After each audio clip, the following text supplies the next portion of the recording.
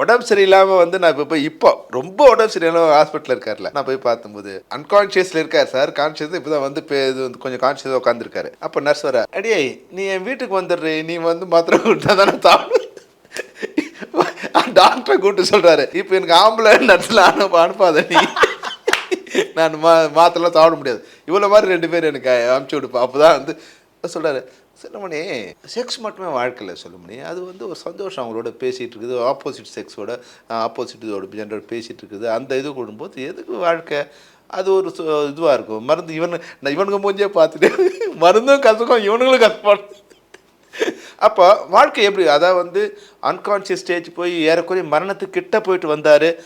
அப்போ கூட வாழ்க்கையை அவர் வந்து அவ்வளோ இன்பமாக எடுத்துக்கிட்டார், அவ்வளோ சந்தோஷமாக எடுத்துக்கிட்டார். அவரில் வந்து எந்த கலங்கமும் இல்லை. மற்றவங்க நினைக்கிற மாதிரி அவர் வந்து ஒரு விமனைச்சோரோ அப்படி கிடையாது. வாழ்க்கையை வந்து அழகாக நேசிக்கக்கூடிய ஒரு ஒரு கலைஞன்.